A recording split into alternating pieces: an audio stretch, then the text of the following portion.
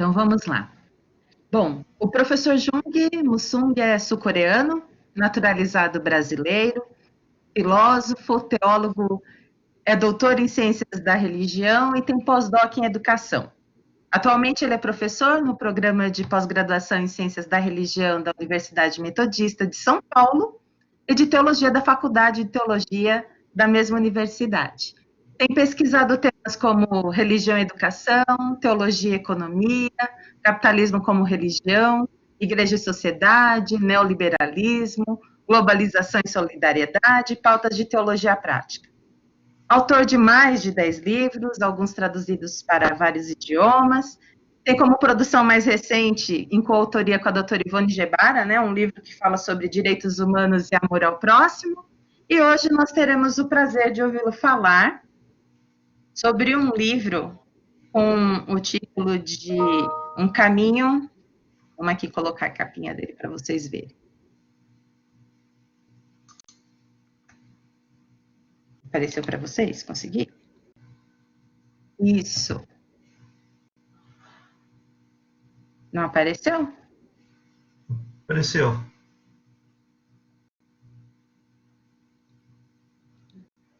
Isso. Agora sim. Um caminho espiritual para a felicidade. Bom, pessoalmente, fica aqui a minha admiração e respeito pelo privilégio de usufruir do conhecimento do professor, da sua humanidade. Fui aluna e fui orientanda. E, mais uma vez, obrigada, professor, pela presença. A palavra agora é toda sua. Sinta-se à vontade. Muito obrigada. Vamos lá. Então, eu que falo. Por que está aqui? Modo para o grupo. Eu tô aparecendo, não estou? Eu não me vejo aí? Tudo bem, tá bom. Bom, pessoal, boa tarde.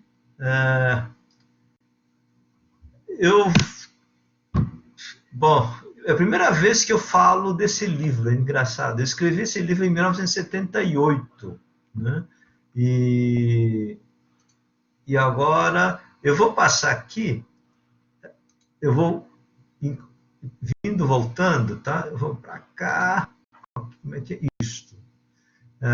O título Caminho Espiritual para a Felicidade, e eu queria mostrar uma coisa. Esse aqui. Esse aqui é a capa da segunda edição desse meu livro. Que a foto que foi mostrada anterior é de 2008, e há 2 anos atrás saiu na editora Santuário, né? O livro, a capa parece mais zen do que o outro. Então, um pouco, quem quiser ter acesso a esse livro, é possível comprar isso fora do sebo, porque da Vozes está esgotado, né? Então, é a primeira vez que eu falo desse livro e eu queria aproveitar esse tema e tentar dialogar com o tema da teologia prática, né? Porque eu não vou falar do livro, para resumir o livro, porque muitos já leram, outros podem ler depois, mas eu queria tentar conectar esse tema da felicidade com não somente de uma forma geral do caminho espiritual, pensado não para o pessoal da teologia em particular. Então faço muitas reflexões sobre algumas coisas do Dalai Lama, de outras origens espirituais. Então eu vou pensar a partir da noção de felicidade e a teologia prática. E deixa eu me apresentar um pouco, essa ideia de teologia prática como eu entendo. Quando eu fiz faculdade de teologia, eu estudei na linha da teologia da libertação. E uma das características da teologia da libertação é que não tem uma separação entre o que é teologia prática com a teologia dogmática, né? Normalmente, quando a gente fala teologia no mundo ocidental, a teologia é um estudo sistemático sobre doutrinas da fé, ou doutrinas sobre Deus, ou as coisas como Deus está no mundo. E na parte prática de o que um pastor ou um padre tinha que aprender e fazer, era o chamado da teologia prática. E, geralmente, teologia prática, no mundo das universidades, Europa, Estados Unidos e também no Brasil, teologia prática é um negócio que não tem muito valor. O importante é a teologia dogmática ou teologia sistemática. Teologia prática é para você resolver problemas concretos. Então, você tinha introdução à psicologia, introdução à organização da igreja, coisas práticas. E eu tive uma formação que nós tínhamos a aula de teologia prática, mas toda a teologia devia ser uma reflexão sobre a prática da fé e a prática das comunidades cristãs na sociedade. Né? Daí, para mim, era muito normal discutir teologia, economia, teologia, educação, porque isso tinha a ver com a prática das comunidades de fé. Né? Então, feita essa introdução, então eu vou falar de felicidade e a teologia prática, como assim, no sentido de como nós podemos ajudar as pessoas das comunidades cristãs, as comunidades membros específicos de uma comunidade religiosa têm essa busca da frase que coloquei aqui, buscar o sentido e a alegria de viver. Essa frase eu vi num templo budista.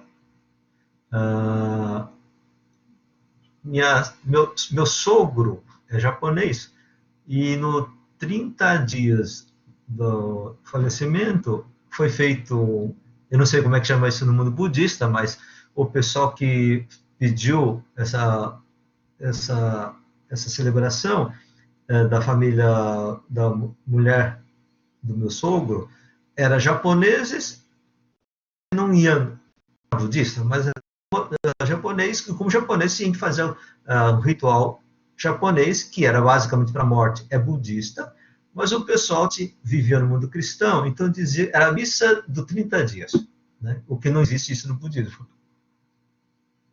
Mas, em todo caso, essa frase me marcou bastante, né? Buscai o sentido e a alegria de viver. E aí, no fundo, o sentido e a alegria de uma pessoa que encontra o sentido e a alegria de viver, encontrou a felicidade. Né? Essa é um pouco essa ideia, né? Apesar de que a gente não usa nessa frase, né? Nessa palavra. E, normalmente, no mundo antigo, budista, cristão, a felicidade está ligada à virtude. Só que é uma coisa interessante, quando eu fui conversar com uma pessoa que trabalha na editora Vozes, né? E eu estava discutindo sobre espiritualidade, sobre a felicidade, a questão e outras questões éticas. Aí eu falei, não, por que não se tem um livro sobre felicidade e virtude? Aí essa moça, não, olha, o livro, nós estávamos discutindo na época, o último livro do Leonardo Boff era sobre virtude, e não vendeu. Porque as pessoas não querem virtude, as pessoas querem felicidade. Eu falei, não, então está um erro. Erro tanto no livro, achava que era um problema também no livro do Leonardo, porque falava de virtude e não falava de felicidade, e as pessoas que vendiam livros sobre felicidade não tinha nada a ver com ética e com virtude. Aí eu falei, vou escrever um livro sobre felicidade e a virtude, né? E com a questão da espiritualidade. Aí virou o caminho espiritual para a felicidade, né? E aí um pouco essa ideia de felicidade, espiritualidade e felicidade de viver, e o caminho para isso tem a ver com espiritualidade. Esse era um pouco o título do livro, né? E para isso começa uma pergunta assim, tipo, o que é a felicidade? Né? Aí eu vi uma coisa seguinte, como eu trouxe o arquivo, eu não consigo fazer a passagem de uma frase para outra, então agora vai em pacote, não sei agora mexer com isso. O PowerPoint estava funcionando, aqui não está funcionando. Tá. Então, o que é felicidade? Então, primeira definição, né? Porque para saber qual é o caminho da felicidade, eu preciso saber o que é. normalmente as pessoas não discutem o que é a felicidade. No máximo, discute a felicidade são momentos, felicidade é uma coisa grande, pequena, existe felicidade, não existe felicidade. Mas não o que é a felicidade?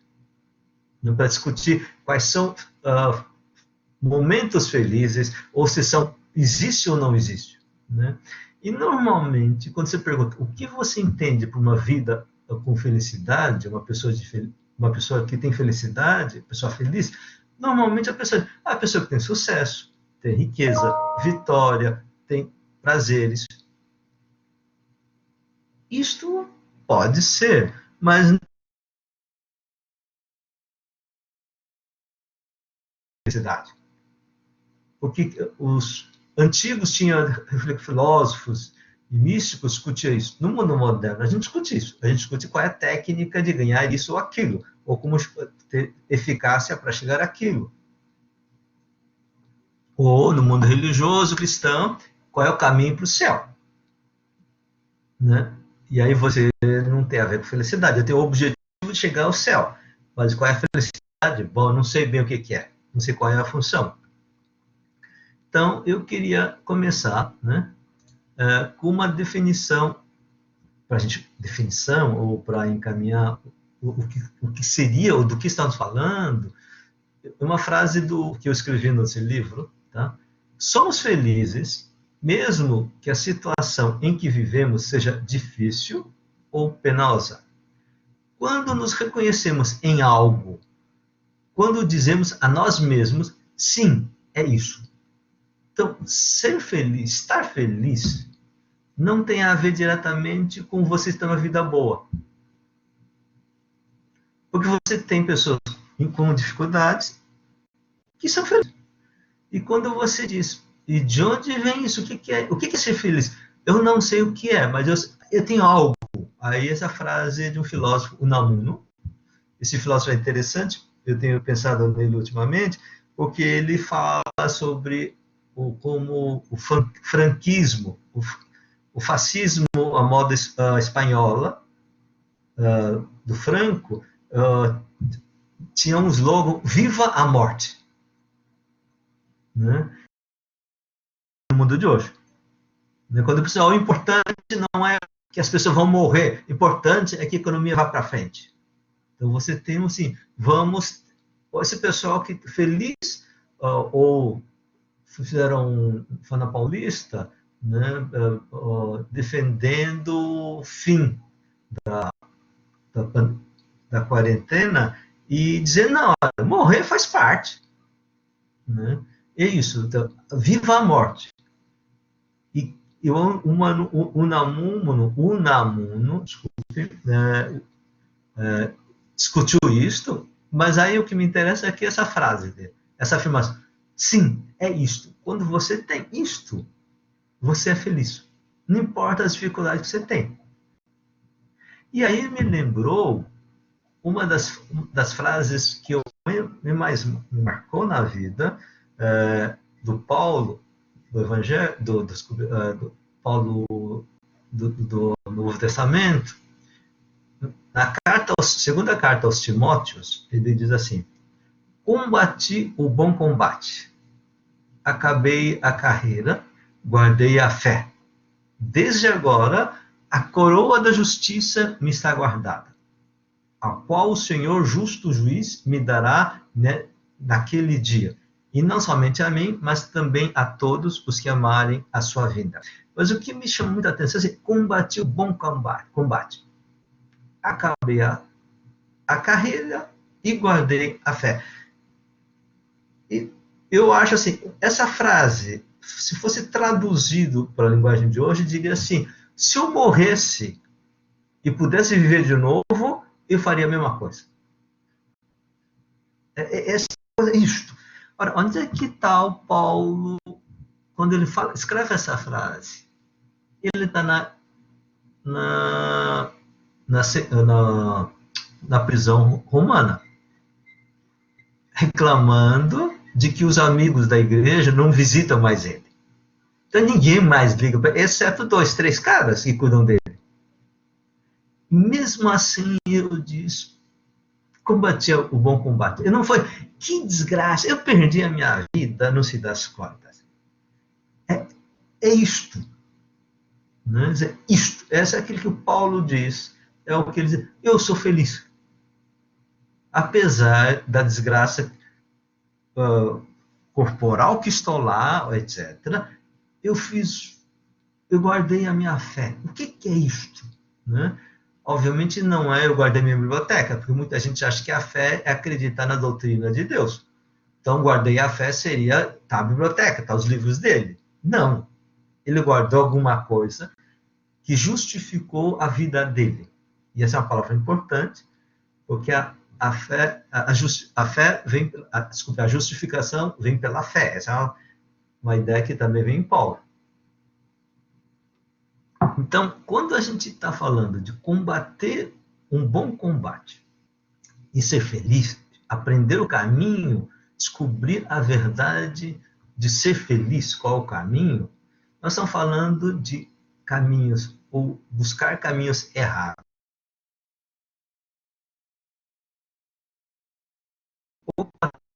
Então, para entender o que é ou o verdadeiro caminho da felicidade, eu preciso saber qual é o outro lado que eu não posso errar, ou que eu não posso me enganar e achar que esse é o caminho. Então, no fundo, estamos falando do que? Um discernimento nos dias de hoje sobre qual é o caminho da felicidade. Não existe um caminho. Né? E para entender, então, um pouco o tema de hoje, nessa linha,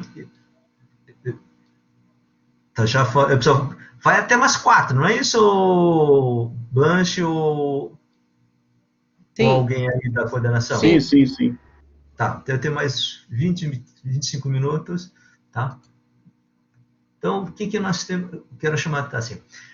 Eu chamei a palavra, uma expressão que o pessoal pode talvez entender mal, mas combate espiritual não é como se eu falar guerra espiritual, né? Um combate espiritual, combate é diferente de guerra, mas não vou entrar nessa discussão. Então, combate espiritual contra o quê? O espírito do mundo. Essa é uma palavra bem do Novo Testamento. O espírito do mundo.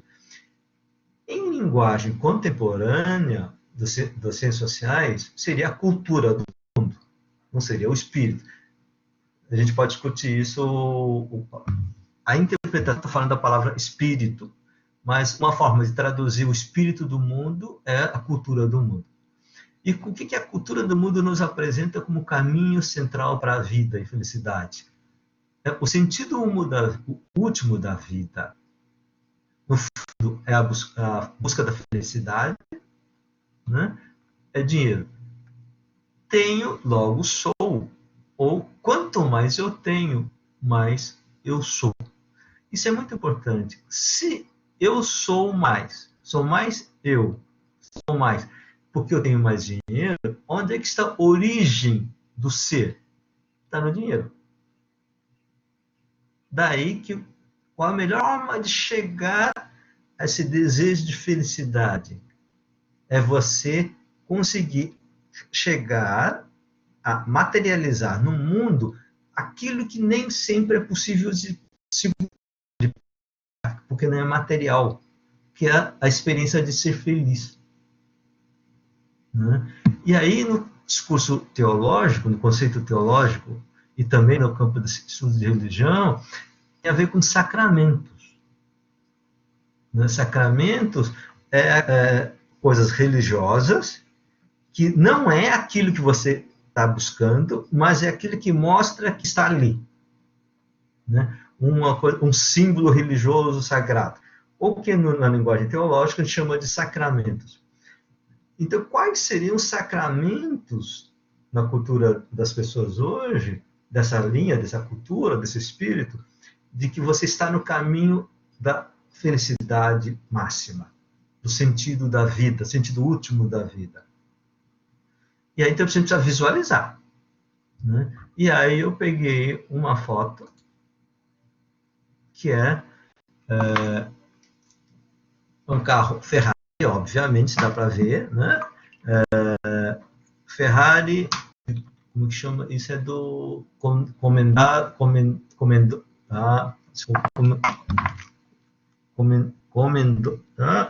estou por causa de italiano. Comandante, não. É o dono do Enzo Ferrari. Gente, para quem não tem contato comigo, eu tive AVC e ainda esses são os efeitos do AVC. Então, tem vezes que as palavras novas não me vêm. Então, tá. Comendadore, sem sair em italiano, agora não sai em português. Então, tá. Esse carro custa 3 milhões de dólares. Edição especial. Por que é que as pessoas comprariam? Quase todos desejam. Você para e pergunta, mas por que alguém pagaria 3 milhões de dólares para comprar um carro? Eu sempre faço essa pergunta, né? Carro, você compra com 30 mil dólares, 50 mil dólares. Mesmo que no Brasil a taxa, com imposto muito alto, 50 mil dólares vai dar 250 mil reais. Você compra carro pra caramba, é muito carro. E por que alguém pagaria 2, 3 milhões de dólares? Porque não é carro. Isso que é importante. Né?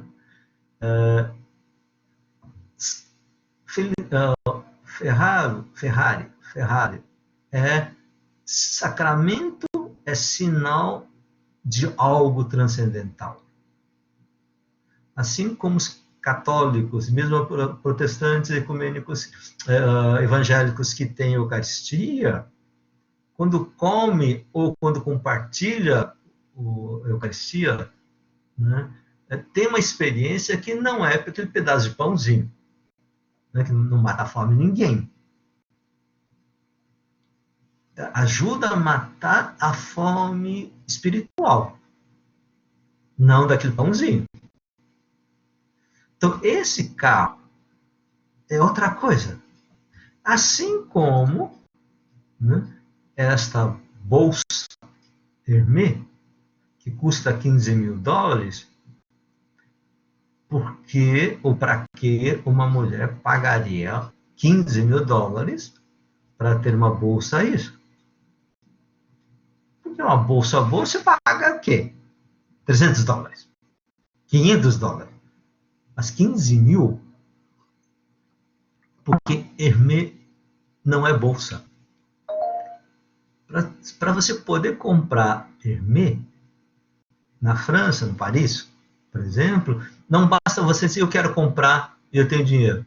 Não, eu vou perguntar, o senhor está no cadastro das pessoas que compram isso? Não, ainda não. Então tá, então o senhor vai preencher a ficha, vai levar 15 a 30 dias para receber o resultado, para ver se pode ou não comprar.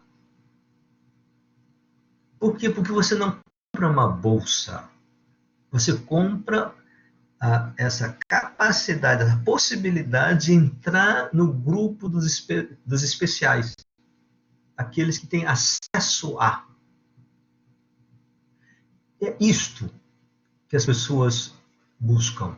Não buscam a bolsa, mas buscam essa felicidade de eu sou feliz.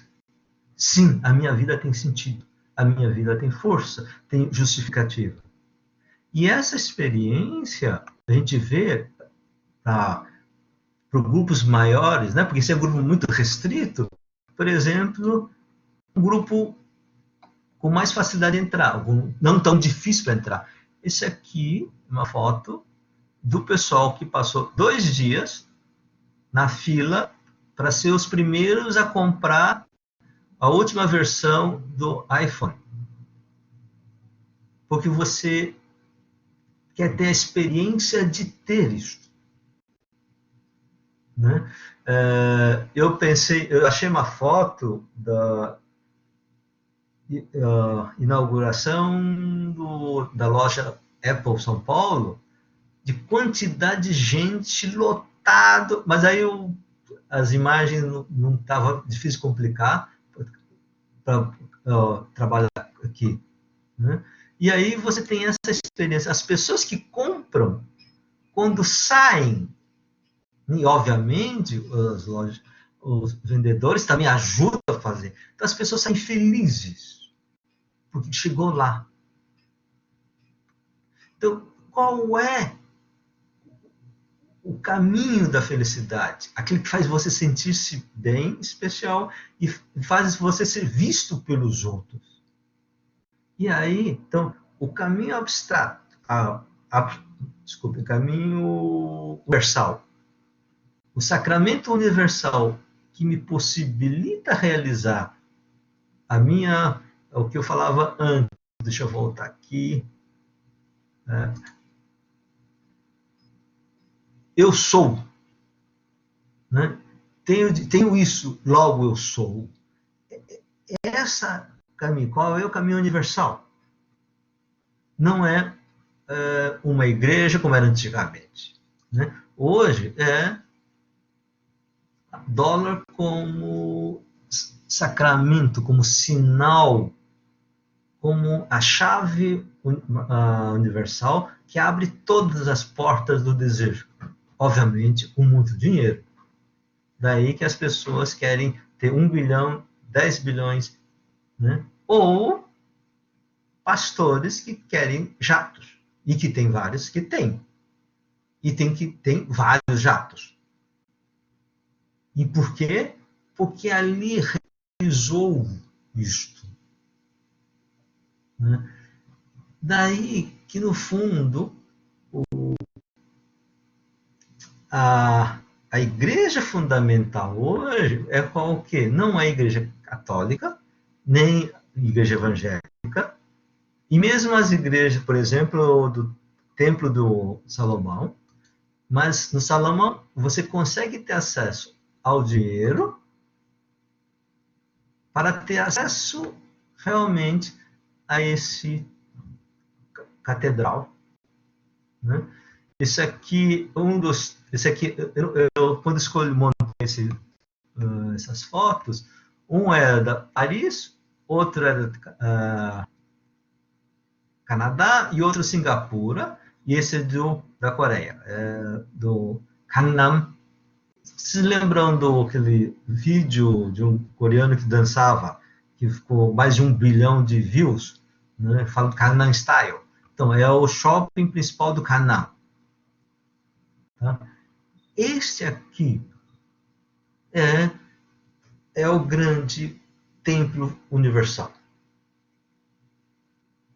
Então, as pessoas querem ser felizes e muitos vão buscar felicidade na igreja, para que na igreja consiga ter acesso à bênção de Deus para poder chegar ao final do caminho, que é dar o templo, ou shopping, ou Ferraris, ou jatos. E depois vai precisar de mais jatos, mais isso, mais aquilo, isso. Ora, qual é o outro lado disto? Se você não é feliz porque não tem dinheiro, o que você tem? O sofrimento da culpa de não ser feliz. Então, normalmente, a gente só fala, olha, é ser feliz, é ser feliz. Sim, mas é feliz, qual o caminho? Isto. Então, você conseguiu chegar a esse caminho? Não. Ótimo. Então, você tem o quê? O sofrimento. Porque contrapõe a felicidade ao sofrimento. E você sofre por quê? Qual é a tua culpa? A desculpa, isso é qual é a culpa, não? O pobre, quando ela me desculpa, minha casa é muito pobre. Então, qual é a culpa de não ter dinheiro? E há 3 tipos ou origens de sofrimento humano. Porque sofrimento faz parte da vida, né? Então, existem sofrimentos que a gente tem que aprender a conviver. Mas nem todo sofrimento é desse tipo. Então, a gente precisa aprender a discernir isso. Então, o que nós temos aqui? Existem sofrimentos que são frutos da condição humana. Morte, separação, calamidades, dores, né? Que faz parte da vida. Por exemplo, se tua avó, que tem 140 anos, depois de uma vida feliz, morre, é claro que ela sofre, mas essa morte é insuperável. Não dá para negar isso, não dá para tentar não ter isso. Assim como dores, sofrimento de separação, por exemplo, de criança que cresce e vai morar num outro lugar, vai trabalhar em outro lugar. Você está separação, mas faz parte da vida.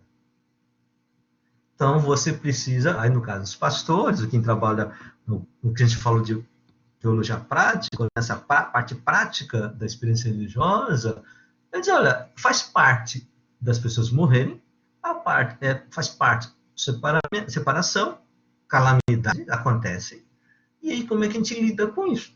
Então a gente tem que ter o caminho espiritual para lidar com isso.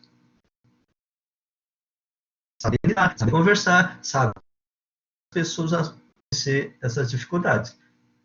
Existem sofrimentos humanos que são obras da maldade e injustiça, seja de indivíduos ou coletivos. Então, há pessoas ruins fazendo maldade nos outros. Isso não é necessário. Isso a gente precisa evitar, a gente precisa combater, a gente tem que prevenir isto. Então, esses dois níveis são bastante comuns, é fácil a gente entender, explicar e se discute essas coisas. Agora, um terceiro nível de sofrimento, que as pessoas precisam de pouco mais de estudo, vamos dizer assim, de reflexão para entender e ver como poder lidar com isso, é sofrimento que hoje surge do sentimento de culpa de não ser rico. Por exemplo, o pai ou a mãe que cuida dos filhos pequenos, que os filhos querem brinquedos caros e a mãe ou o pai não teve acesso à educação para ter um bom emprego, ou a vida está difícil, essa pessoa não tem culpa de não poder comprar brinquedo rico, caro. Por que a criança quer? Porque todo mundo diz que aquilo é bom, todo mundo quer ter. Então a criança também quer ser, eu também quero, porque eu também tenho esse direito. E pede para quem? Para os pais. Se os pais não podem, os pais vão ficar com sensação, sentimento de culpa. Então nós temos um tipo de sofrimento que é típico da cultura neoliberal, ou de capitalismo de forma geral e neoliberalismo nesse momento específico. Na Idade Média, não ter brinquedo rico não era problema de sofrimento para ninguém. A família, o servo, quem trabalhava no feudo, primeiro que não tinha a ideia de comprar brinquedo, não ter dinheiro dos pobres, receber para dar para os filhos alguma coisa, e mesmo que não desse alguma coisa, isso não era o mais importante. Então, obviamente, na Idade Média tinha outro tipo de sofrimento, outro tipo de culpa. Não imaginar que no passado não tinha isso. Né? Mas no mundo de hoje, o sofrimento forte hoje, além do sofrimento da morte, de separação, sofrimento das mortes que poderiam ser evitadas, por exemplo, com hospitais que não funcionam. Mas tem um sofrimento mais duro e mais difícil de lidar, que é um sentimento profundo de culpa. Aí você não sabe mais para quem também, para quem, como resolver isso. Eu acho que uma boa parte da violência familiar tem a ver com não saber lidar com o sentimento de culpa. O pai não sabe lidar com isso. Ele vai bater em quem? Pode xingar o PT, ele era errado. Ótimo, então tá. Isso é que culpabilizou um grupo, você dizer, olha isso, tudo é problema deles. Ótimo. Ou culpa é do Bolsonaro. Pá, pá, pá, pá. Você tem algo em casa que o filho pede para comprar, ou que pai ou alguém também gostaria de comprar. E não dá para dizer a culpa do presidente ou culpa do governador. De quem é? É minha. Só que eu não posso aceitar isso. Eu não sei como lidar com isso. Então vai lá e bate no outro. Bate no filho da mulher. Então, compreender, para não entender, vamos lá, é preciso entender a lógica que está gerando mais sentimento de culpa, né? E aí tentar ver o que a gente pode ajudar as pessoas ao caminho da felicidade verdadeira. E aí eu queria, então, para a gente ir na direção para abrir para um debate, eu queria voltar a essa questão da felicidade, o sentido, ter essa coisa. Eu sei o que estou fazendo, eu estou feliz porque a vida tem sentido, né? Apesar das dificuldades, eu consigo, como diria Paulo, eu guardei a fé, né?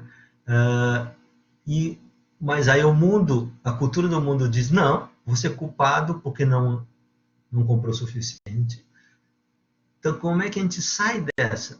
Como é que a gente sai dessa sensação de culpa? E aí eu queria introduzir a questão da reconciliação, né? Um dos temas fundamentais de Jesus, do Novo Testamento, é a reconciliação.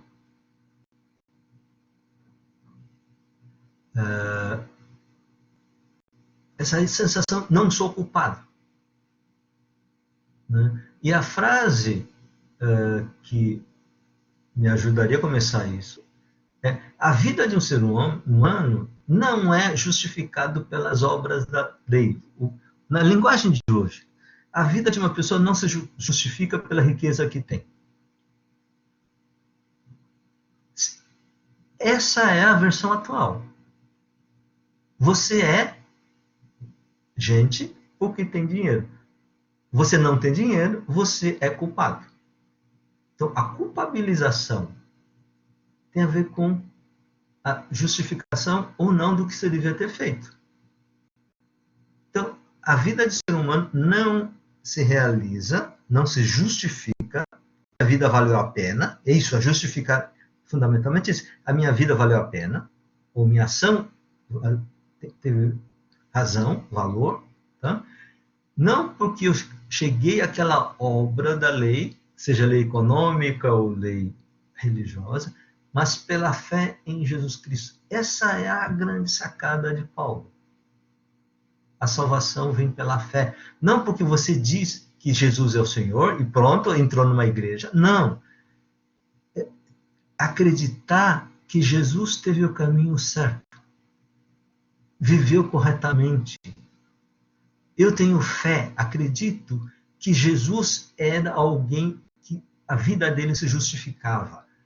E quem era esse homem? Morreu na cruz.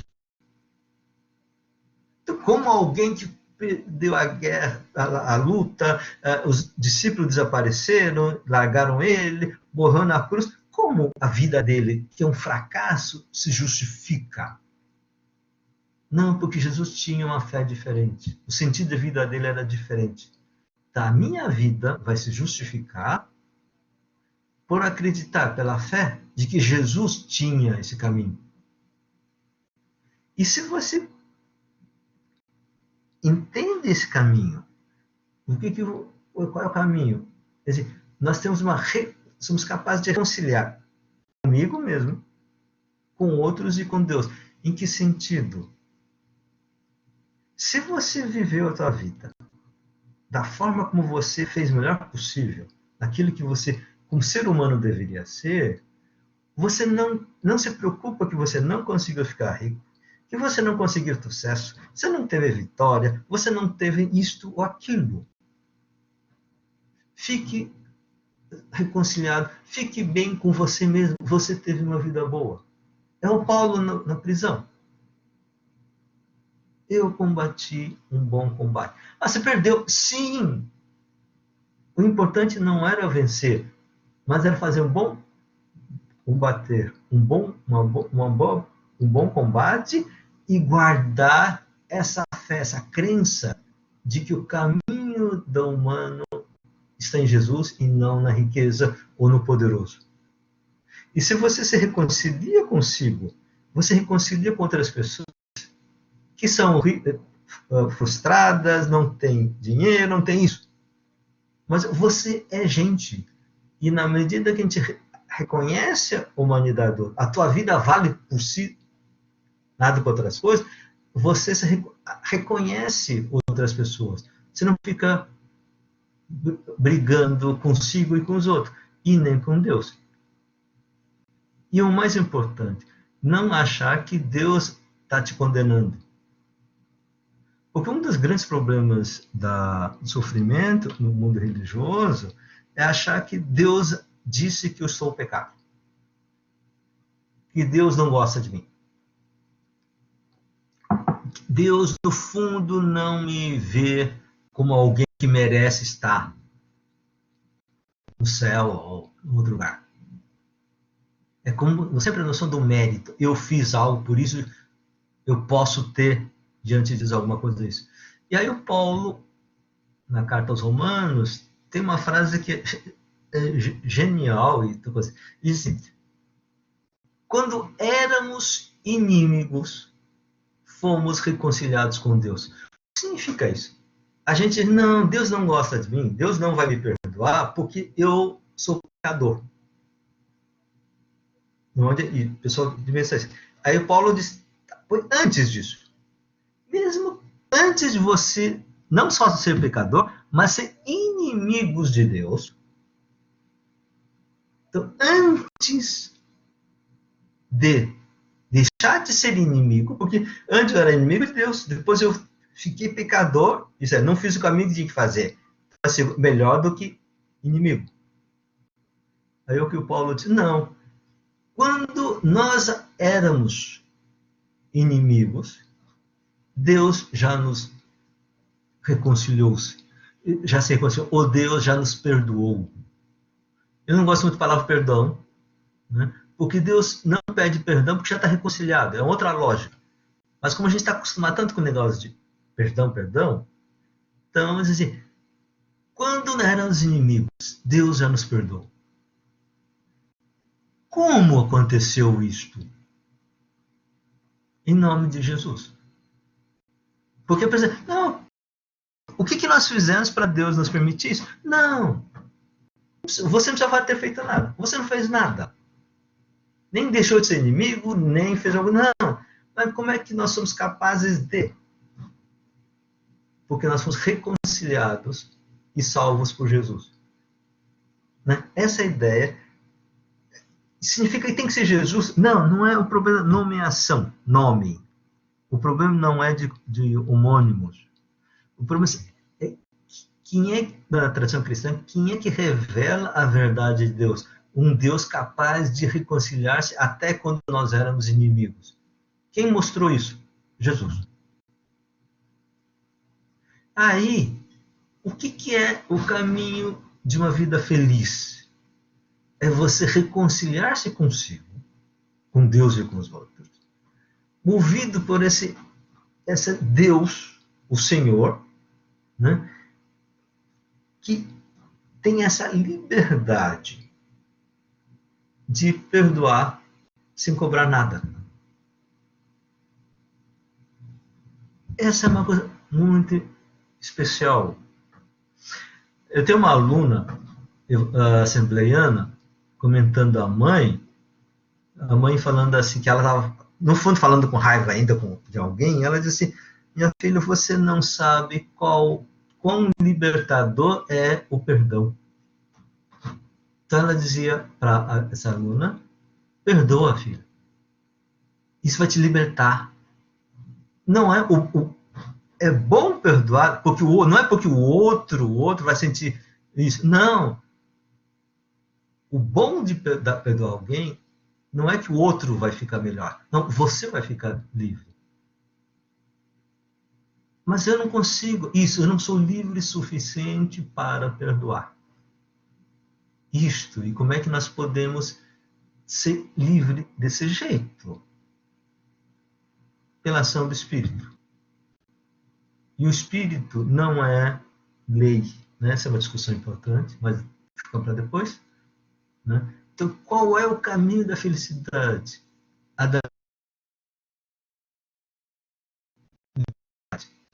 reconciliação, ou a fé de que a vida humana vale, não pela lei, pelo sucesso, pela riqueza, dinheiro, mas pelo simplesmente fato de que nós somos feitos por Deus para sermos livres e reconciliados entre nós.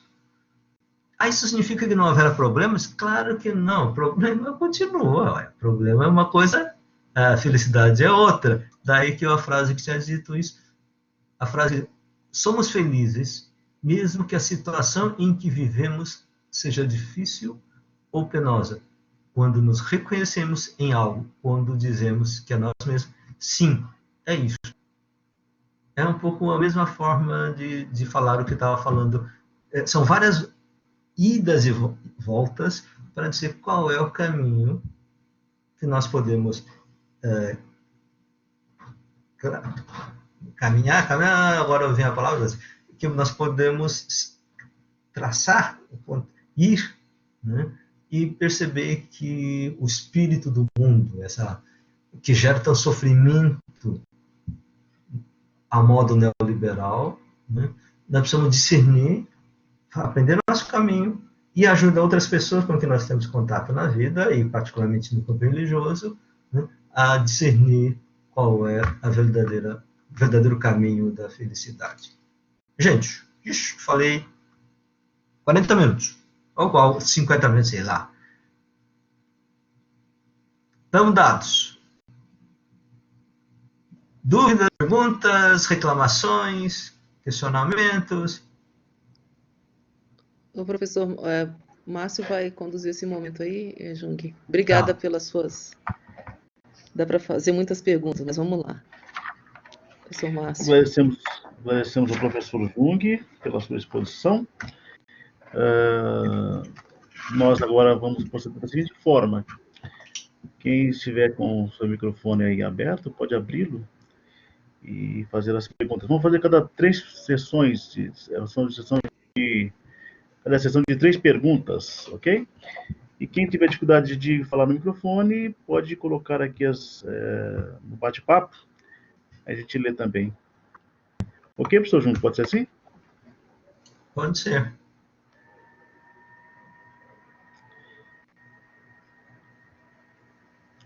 Quem se habilita? Ô, Jung, eu não sei se é uma pergunta, mas é uma curiosidade, né? Você falou do seu livro, enfim, até o contexto, mas assim, o que naquela ocasião foi que te estimulou para escrever esse livro e por que ele continua tão atual? É um tipo de assunto, né, que tem universidades famosas no mundo inteiro que, se não falha a memória, acho que 2018, não sei se é... Eu sei que de alguns anos para cá todo mundo está fazendo curso sobre felicidade, né? Porque virou dinheiro, virou e você moda. já tinha escrito um livro sobre isso no campo aí da espiritualidade, né? E me parece que continua atual, né? Uhum. Bom, por que eu escrevi isso? Eu já escrevi coisas muito que é tipo, né? Eu escrevi, eu acho que 20 e alguns livros. A Priscila é mais modesta e disse que tinha chegado a uns 10 livros e tal. Na verdade, tem mais de 10, muito mais de 10.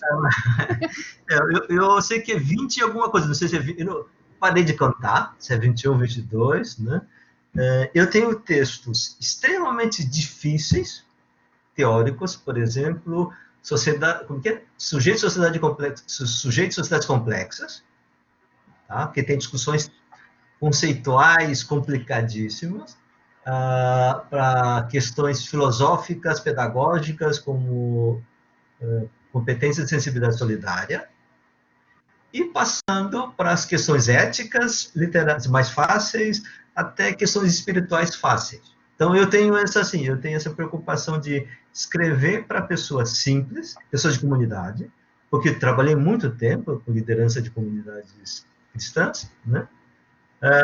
E também aí eu comecei a ser, eu quero falar para as pessoas que não precisa ser cristão. Eu tenho Deus em Nós, Deus, Ilusão, Realidade, que eu escrevi primeira vez era para um livro, escolas católicas, coisa do tipo, sobre educação religiosa, sem usar terminologias religiosas cristãs, teológicas. Então, eu tenho já vários livros dessa coisa. E aí eu queria falar para o pessoal, olha, felicidade tem a ver com virtude, tem a ver com ética, não é só coisa pessoal. Daí foi um pouco essa questão. 1, 2. Por que esse tema da felicidade sempre aparece? Né? Eu coloquei textos antigos, do Buda, Sêneca, etc. Porque existem coisas antropológicas. Desejo, felicidade, vingança, inveja, isso é do humano. Sim. Tá? Existe a forma concreta que a inveja se ocupa hoje. Isso depende das culturas. Então, eu tenho um texto que discuto sobre muito contemporâneo, muito temporal. É assim, coisa do neoliberalismo. Isso, quando é que eu comecei a discutir isso? Em 1991, foi meu primeiro livro sobre neoliberalismo. Na época, a pessoa nem sabia o que era isso. Né? Eu pensava, o que é isso? E estava começando a discutir isso na América Latina, estava chegando isso. Então, esse tema do neoliberalismo começou, então tem 30 anos. E ainda continua. Sobre pobreza e o cristianismo, isso tem na América Latina há 500 anos. Então, você tem essas coisas. O que tem hoje, em particular, é que o pessoal de 50, 60, 70, 80 acreditava que a felicidade estava com progresso e tecnologia. E estão descobrindo que ganhando dinheiro e progresso também não resolve isso. Então, apareceram muitos coaches da vida, né, que vão vender livros ou aulas, cursos, coisa do tipo, de felicidade. Como é que você ser feliz? Mas não discute qual é o conceito de felicidade que a gente está vivendo. Ok. Então, não se tem muito isso. Então, a minha tentativa é, eu vou pegar um tema que é universal, que está na moda agora, mas eu vou tentar dizer, olha, isso não é o sentido correto. Sim. Tá? Aí o que acontece, as pessoas não querem isso. Porque meu sobrinho disse, tio, você escreveu uns livros que tem a ver com a nossa família, sempre conto das histórias minhas, principalmente mais populares. Aí eu quero ler aquele. Eu falei, não, você leu Caminho da Felicidade, Caminho Espiritual da Felicidade? Aí, lá eu falo mais da família. Ele disse assim, sim, é que estava começando, mas não gostei. Aí não gostou? Falei, que não, ele tinha que mudar de vida, tio. Eu não estava querendo mudar de vida. Então, aí você tem assim, então, aquilo que as igrejas oferecem não pode cair na lógica do mercado. Faça o que as pessoas querem comprar. Que traz vir na igreja. Não.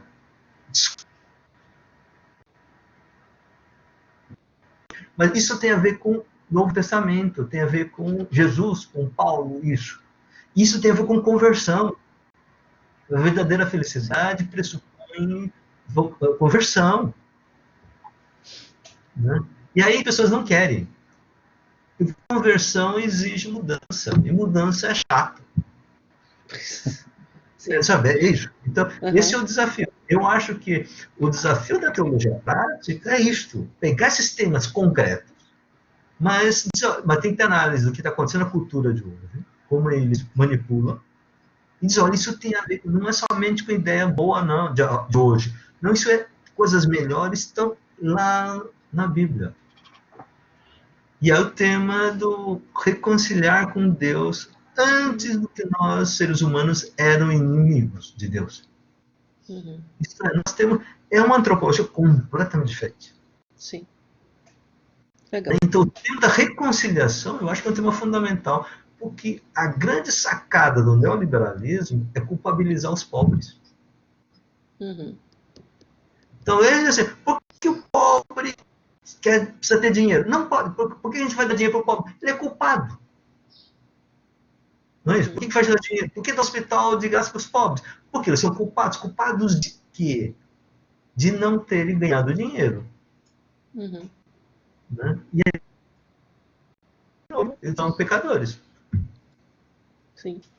E aí tem gente, não, Deus... Como não? Porque Deus culpa... Porque os pastores falam muito isso. Se você não der, não receber bênção, é porque Deus está te culpando. Não, Paulo falou que Deus já culpou antes de ser pecador. Antes, quando já era inimigo, Deus já perdoou. Então não tem essa história de Deus não perdoou. Então esse é um tema fundamental da teologia. Tá joia. Obrigada, Jung. Você me fez lembrar só uma observação antes da pergunta do Ricardo, que lá na África do Sul e também em Moçambique e Angola, eles trabalharam um pouco nessa dimensão da teologia da reconciliação, né? Uhum. Angola e Moçambique, especialmente quando eu conversei com alguns de lá, algumas já tive a oportunidade lá, e quando eles saíram da guerra civil, aliás, logo depois da guerra civil ambos os países, no caso de Angola e Moçambique, eles escolheram justamente trabalhar com as pessoas nas igrejas a reconciliação, porque você tinha parte da igreja que era a favor do governo e outra parte totalmente contra. Como que todo mundo habita no mesmo lugar, tendo, entre aspas, o mesmo Deus, né? Então, isso me lembrou bastante. E lá, essa questão também econômica é fundamental para se entender a lógica também de como funcionam as igrejas lá. A comunidade, quando ela está junto, ela tem o que comer, ela canta junto também, né? Ela celebra a comida também, porque é o principal para eles. Não tem nada além disso é felicidade. Então, felicidade é você ter o que comer e poder ter comunhão com o outro, né? É algo que, para os nossos olhares, é tão, assim, simples, no primeiro momento, né? Que eles não têm aquela questão, assim, desse apego, né, aos objetos, como nós ocidentais temos, mas à comunidade, né? E estar juntos e comendo junto. Né? Então, assim, é muito interessante essa. E para quem não tem muita clareza do que significa comer junto, tanto para os africanos, quanto para os asiáticos, quanto para a tradição bíblica, comer com alguém que você é inimigo, isso é mais do que coisa de fé. É um negócio grande. Uhum. O inimigo você não come. Sim. Então, essa noção de reconciliação é fundamental. Sim. Bom, nós vamos ouvir o professor Ricardo, a interação que ele vai ter com o professor Jung, mas vocês podem também fazer suas perguntas aqui, pessoal. Fica tímido não.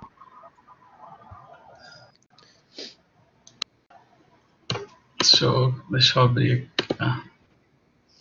Quem é Ricardo? Mostra aí a cara. Ok, Tá aqui, ó. Tá ouvindo? Ouvindo, sim. Não sei se tá aparecendo aí. Ok, foi. Ok. Muito obrigado, professor Jung, tudo que o senhor falou aí, mas esse momento de aprendizado. Eu estava vendo a professora Blanche falando, comentando também sobre essa procura sobre cursos felicidade. Ainda essa semana, especificamente ontem, eu estava vendo alguns comentários sobre esse tema e vi, estava fazendo algumas análises discutindo esse tema e o quanto esse tópico, felicidade, os cursos que têm o nome felicidade, são dos mais procurados ao redor do mundo. O nome, por exemplo, se você coloca um tema, por exemplo, a Universidade de Yale tem aí um dos cursos mais procurados sobre felicidade no mundo, né? Também Harvard, desde 2016 e tal. E o tema dos cursos dele tem lá, felicidade, o Happiness and Good Life, né? Então, os demais vão seguir essa mesma Harvard, né? Então, e eu estou olhando, perdendo. assim, alguns cursos que até tinham matemática. Tá cortando? Tá cortando. Ah, tá. Me fala. Então, alguns. Continua.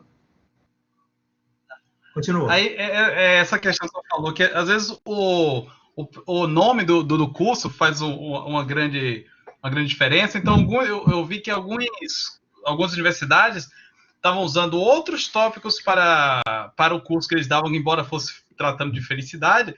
E quando eles colocaram o nome felicidade, né? Então, aumentou a procura por esse tópico. E outra coisa que o senhor falou também dessa questão da reconciliação, foi que eles estavam discutindo também o quanto também as pessoas procuram, primeiro, uma felicidade distante dela, com metas inalcançáveis, e mesmo que quando elas chegam próximo ou até alcançam, elas retomam uma nova meta e nunca alcançam essa meta. E o seu cérebro vai, digamos, gravar.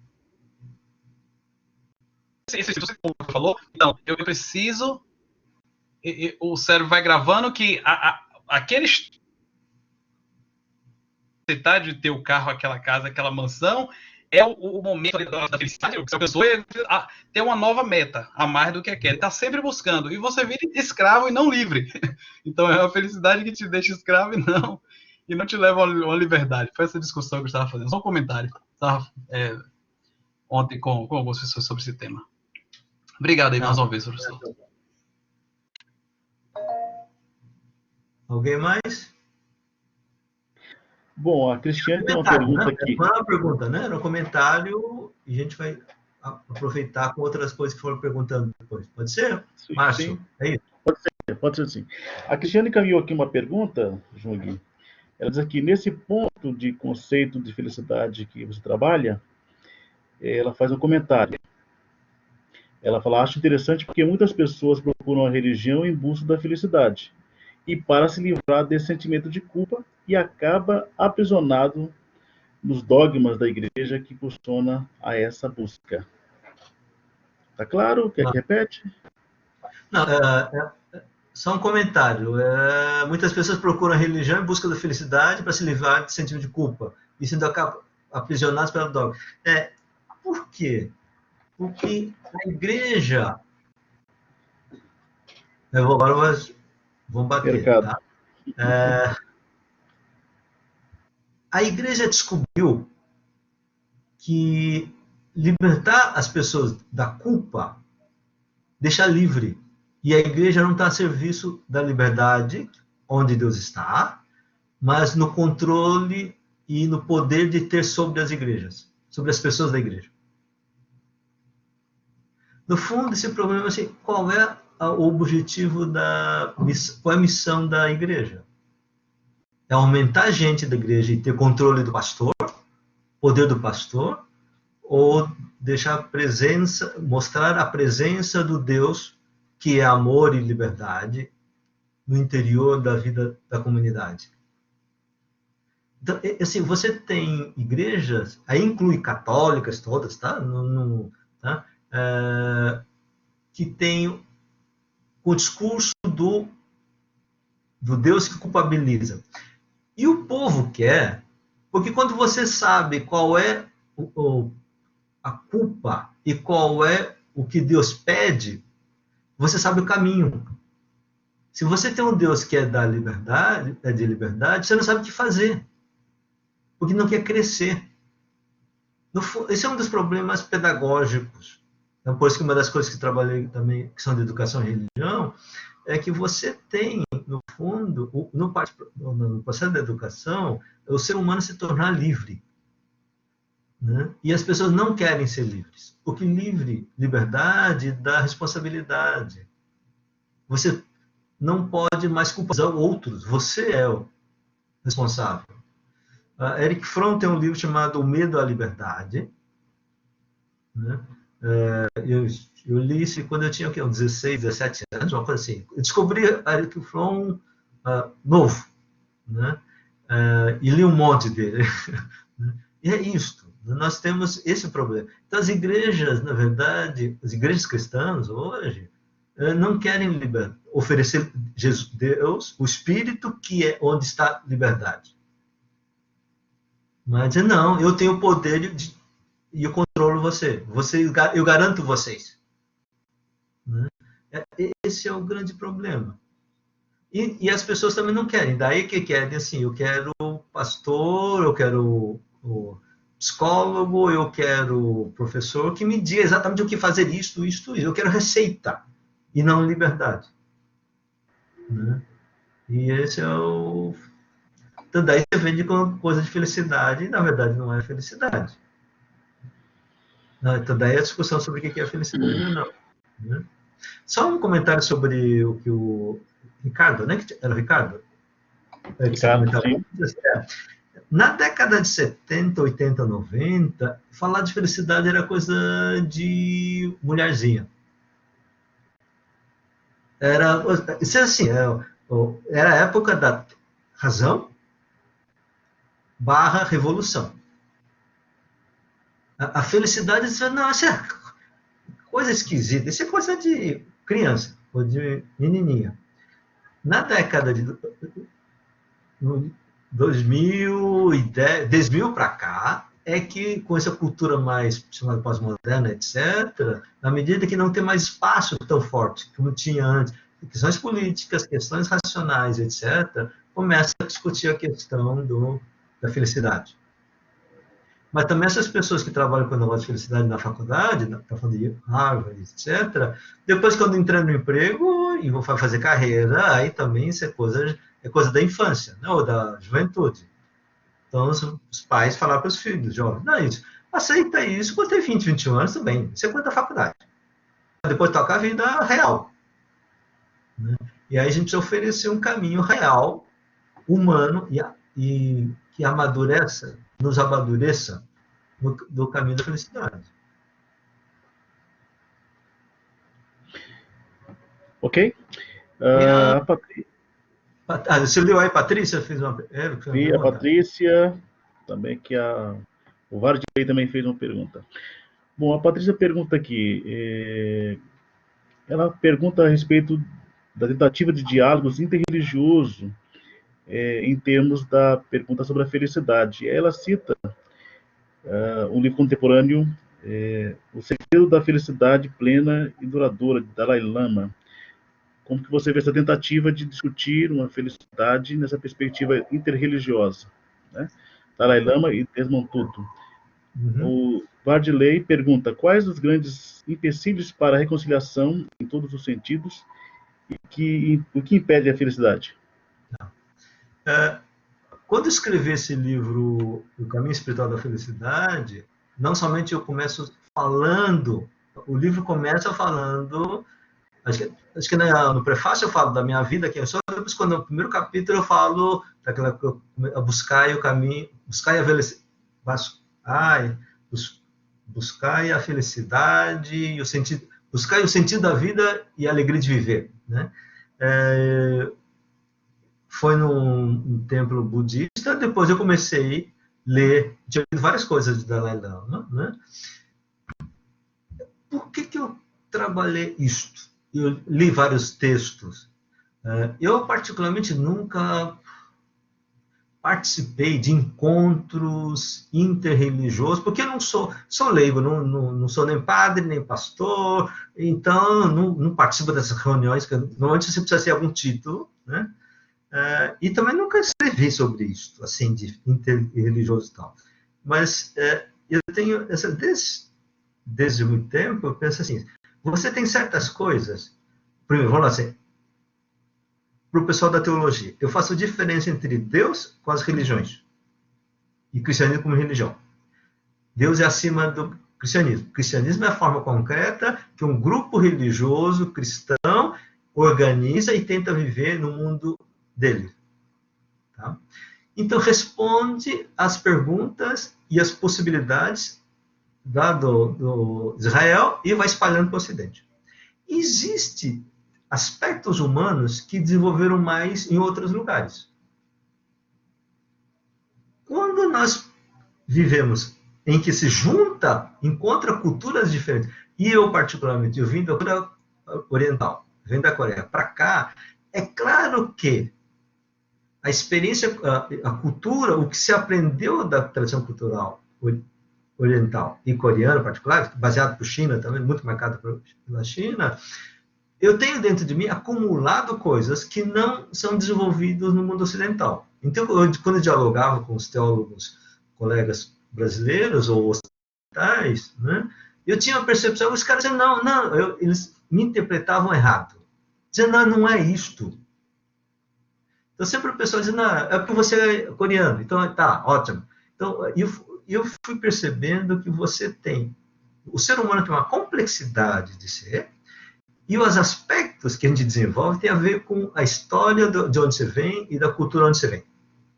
Mas isso não significa que essas questões não existiam dentro da gente, mesmo não sendo oriental. Então está lá. Então quando você descobre outra coisa, outra cultura, essa coisa, e essa cultura não está desenvolvendo a tradição ocidental.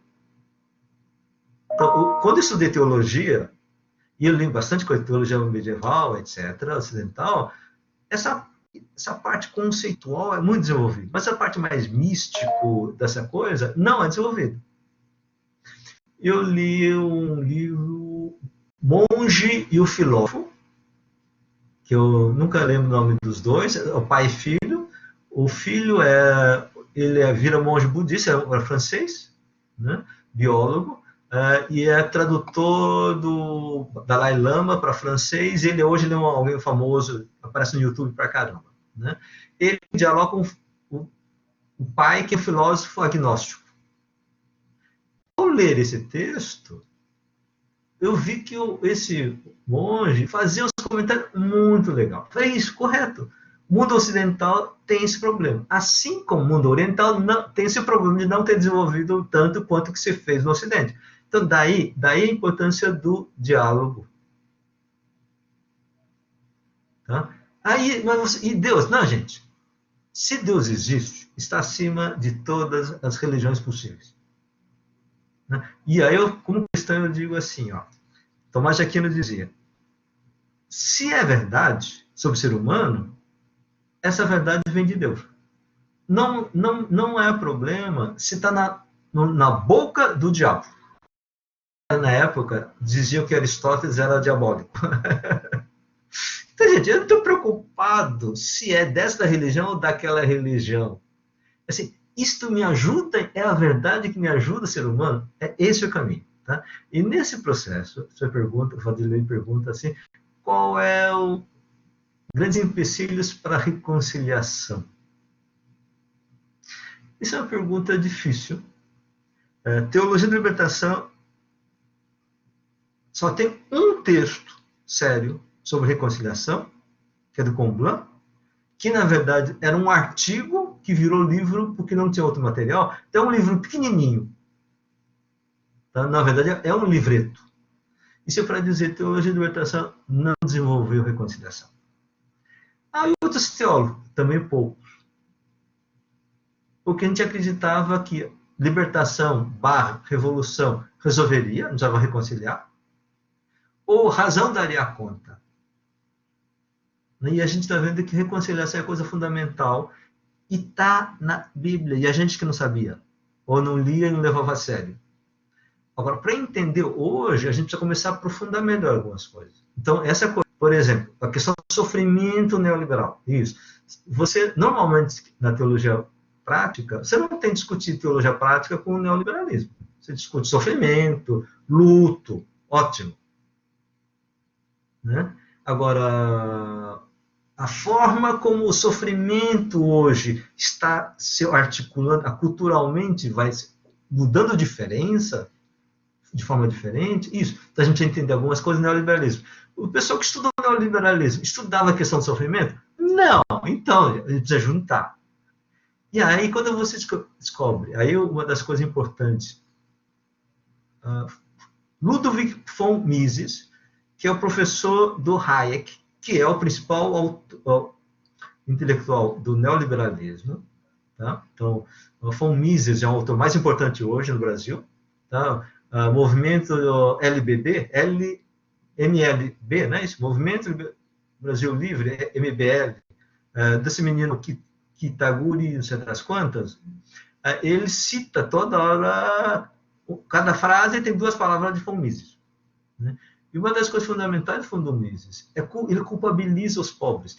Se você é rico e não é mais rico do que os outros, você é culpado. Se você não consegue comprar o que você quer, a culpa é tua. Culpa. Você não discute teologia lá, mas você está falando de quem? Quem disse que essa culpa? O mercado. E quem é que disse que isso é a verdade última? No fundo, é o processo da idolatria do mercado, que se transforma em Deus. Então, o tema teológico, hoje, eu acho, que enfrenta o neoliberalismo e o sofrimento da vida das pessoas, dos pobres, é a discussão sobre a culpabilização dos ricos e dos pobres. Todos são culpados. Por isso que o rico também se sente culpado e quer mais, porque não tem o suficiente. Agora, como é que você sai da culpa?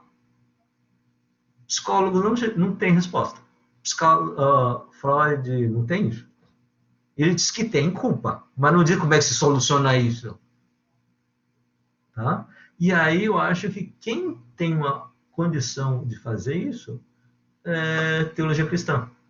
Com a noção do Paulo, o Deus reconciliou. Isto é, não há, vou traduzir isso de forma psicanalítica, tá?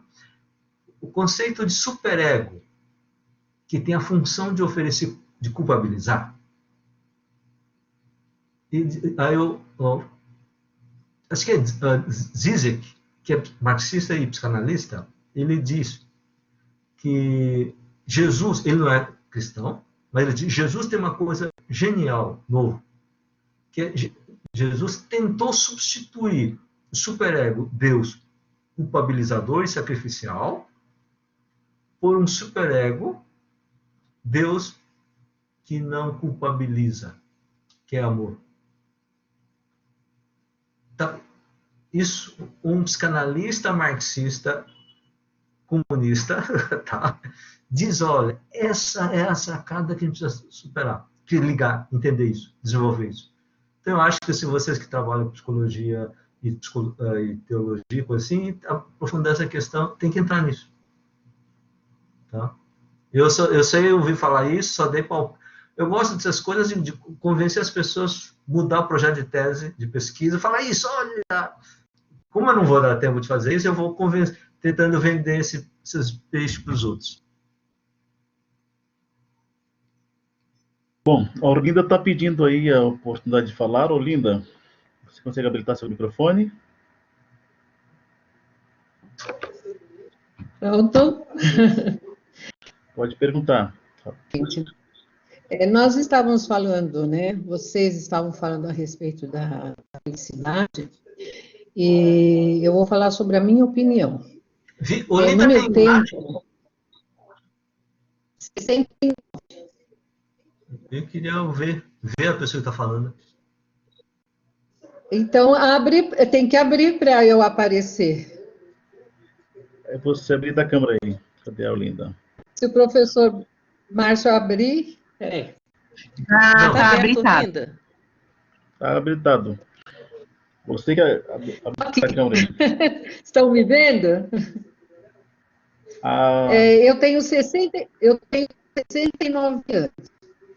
Eu estou cursando teologia, eu estou nos anos 70.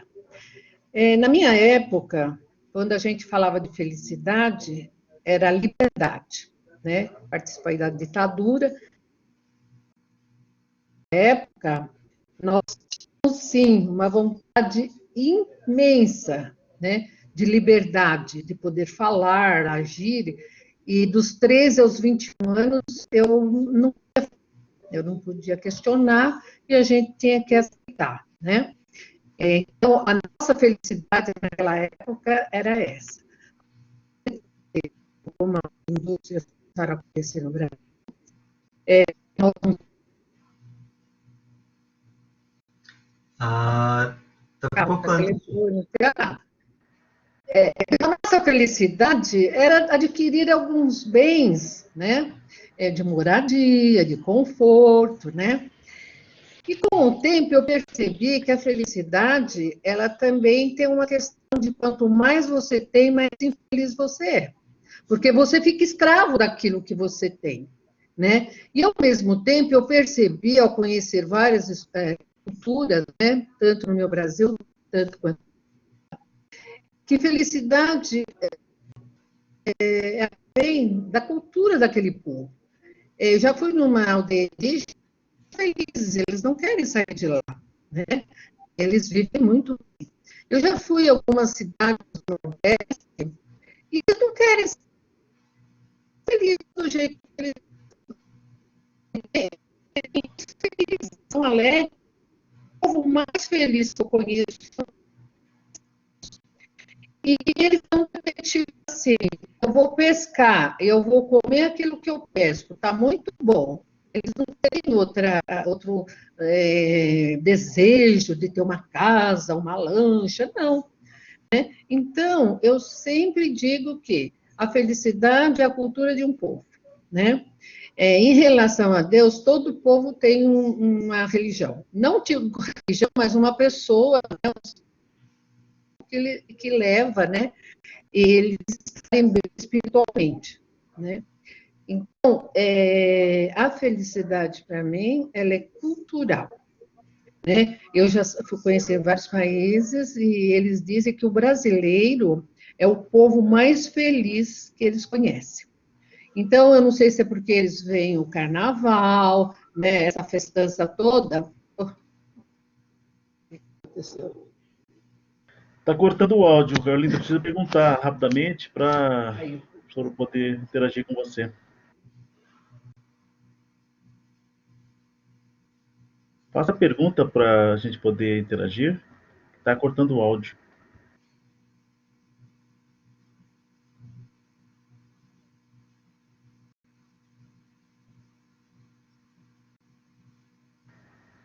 Eu acredito que ela caiu, o áudio caiu. O Alexandre está querendo perguntar aí, ó.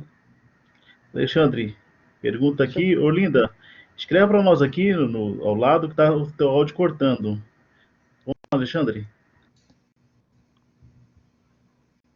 O Alexandre está com o microfone.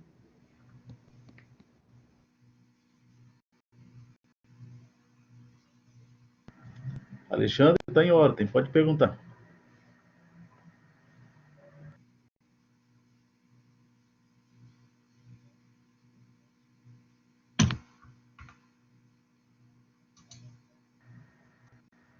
Alexandre, você nos ouve? O microfone dele está fechado ainda.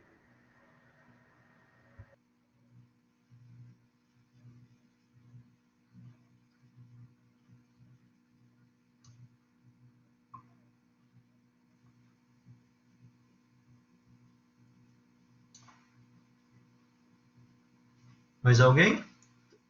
Quem era o que estava na fila?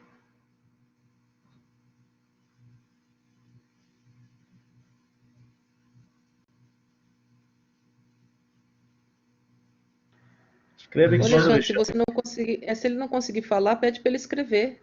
Alexandre, escreve aqui, Alexandre.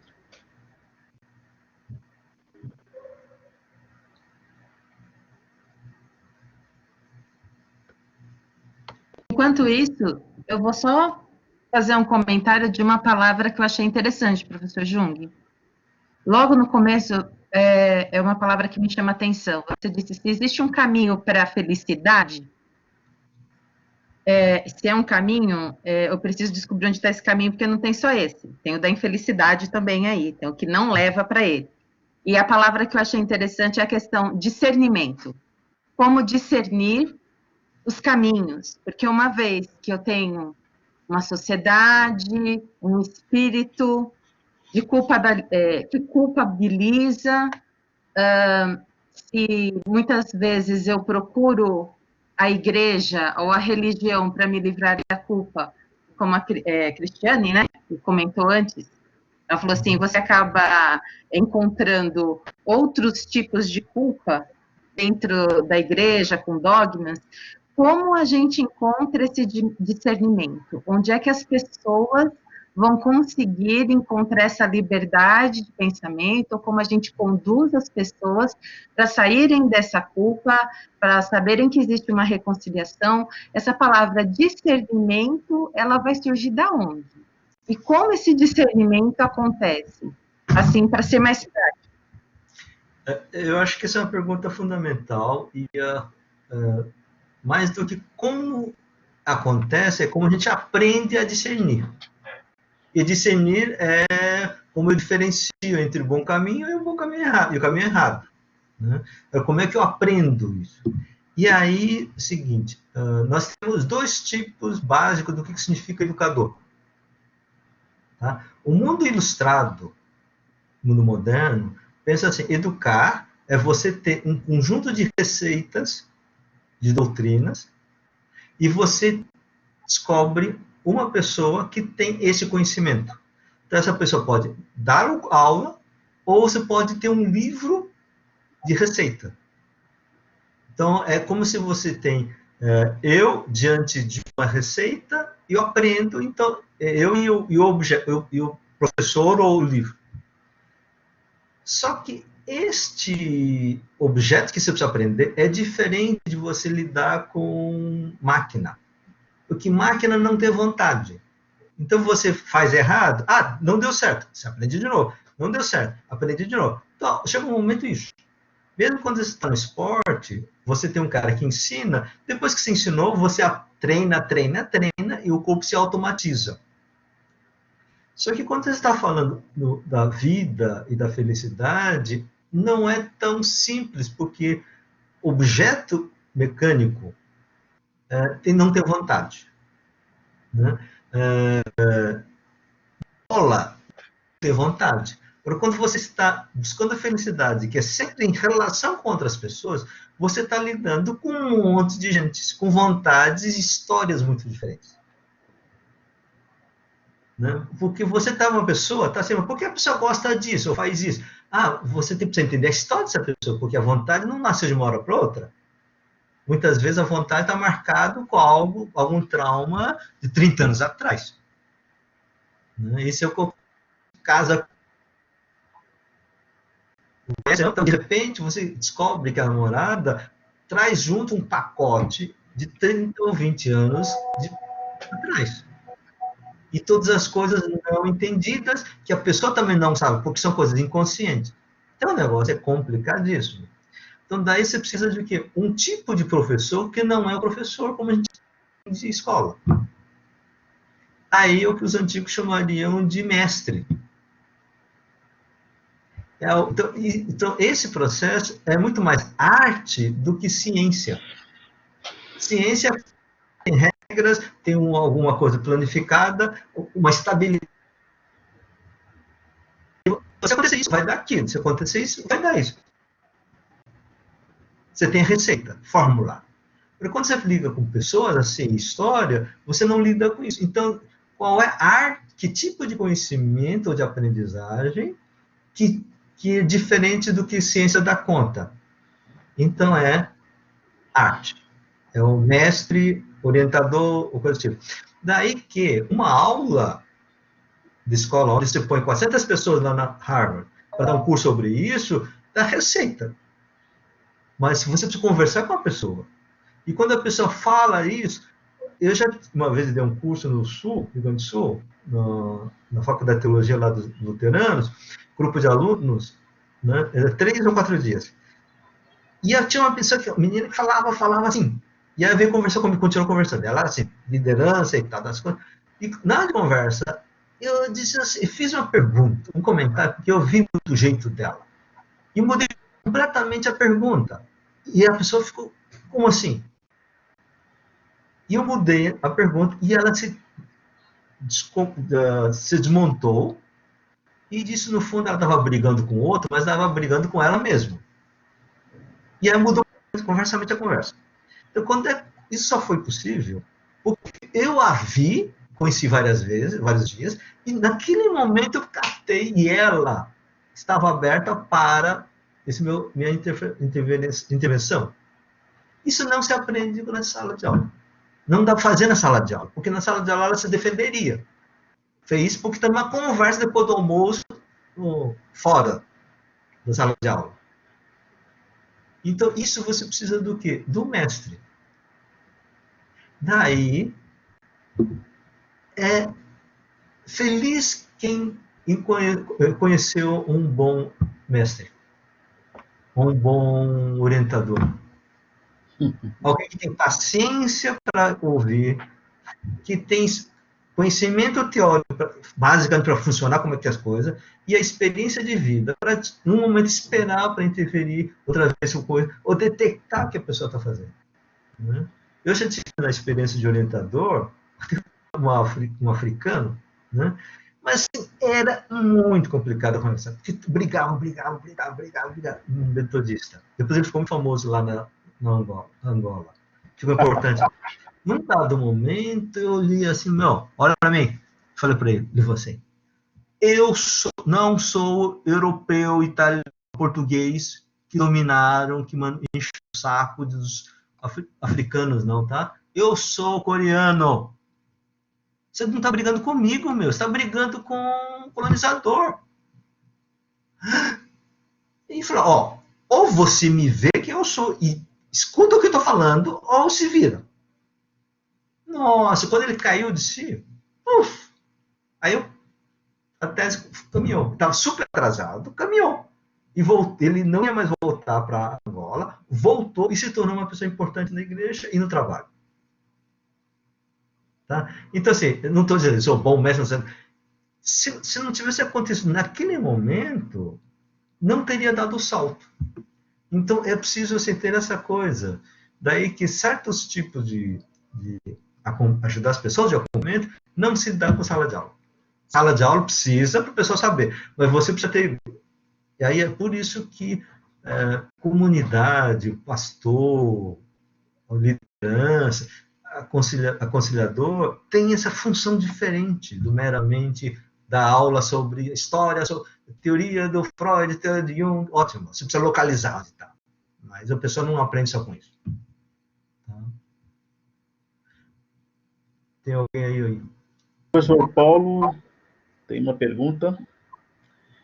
Aí o Alexandre escreve aí, e a Aurinda também pode escrever, por favor. Professor Jung, no seu livro há uma afirmação que eu gostaria que, se possível, pudesse partilhar um pouco mais conosco, porque falamos muito sobre essa questão do consumo. Para ser feliz, eu preciso de ter neste mundo que nós vivemos. Mas aqui mais para o final do livro, você trabalha o tema da amizade. E diz assim, sem verdadeira amizade, não se tem verdadeira felicidade. E que em tempos difíceis, a amizade, ela se dispõe de um papel fundamental.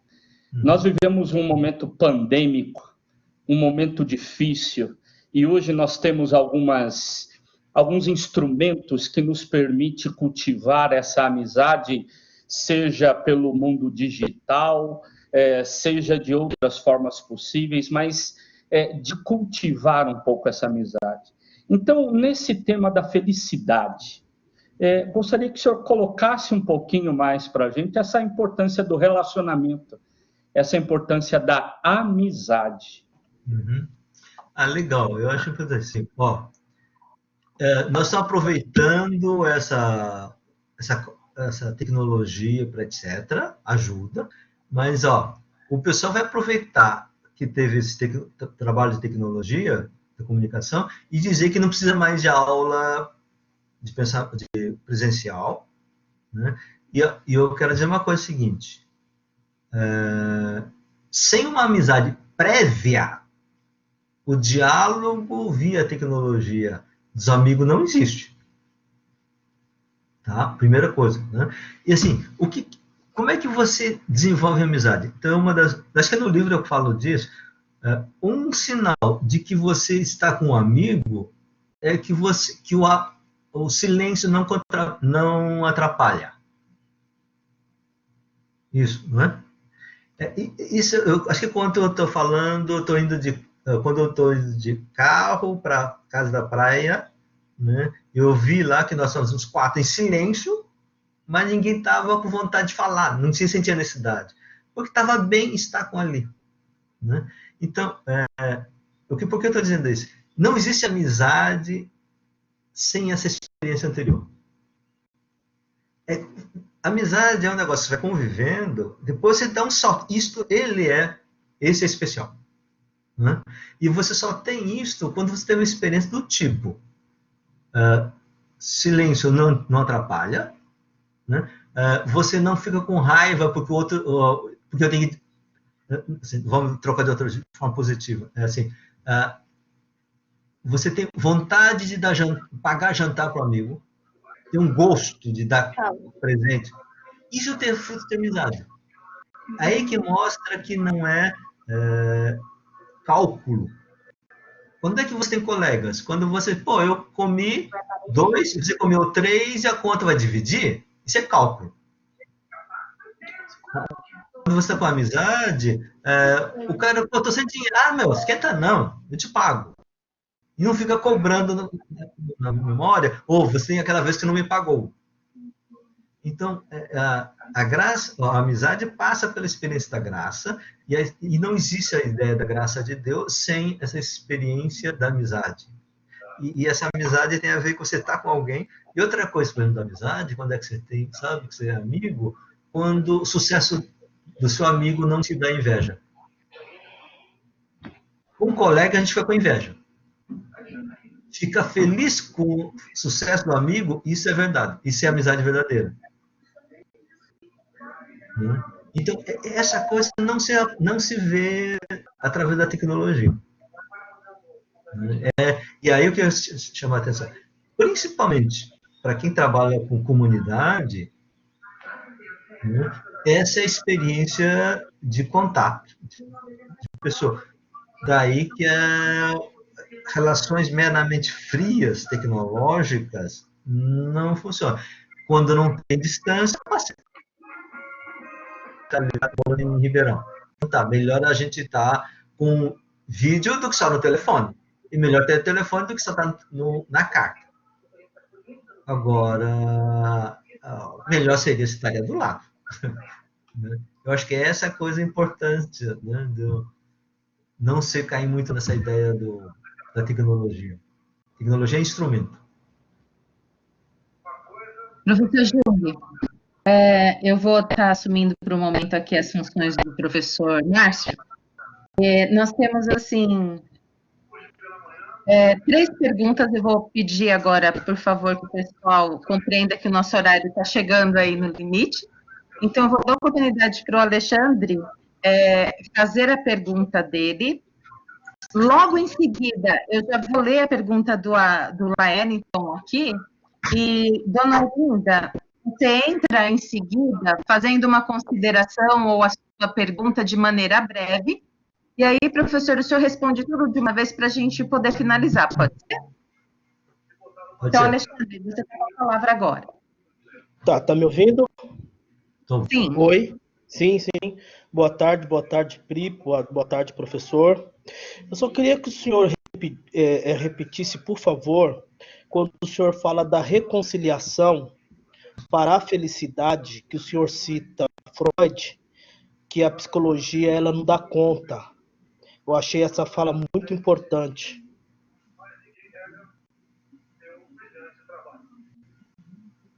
Obrigada, Alexandre. A próxima é do Laeliton. Ele deixou assim: quais as formas de libertação da sociedade ou do povo dos seres transcendentais dentro da sociedade neoliberal? Como é que é? Repete para mim. Depois, Laeliton, se eu fizer, eu estou lendo aqui, se tem algum complemento. Tá no texto aqui. Onde está isso? Sim, tá no... Tá. Quais formas de libertação da sociedade? Do Alexandre poder tirar o áudio enquanto o professor fala. Tá. Dona Orlinda, está aí?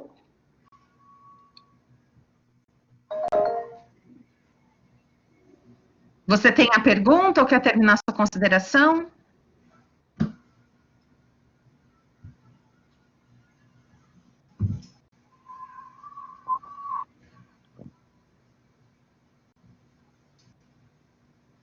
Dona Orlinda?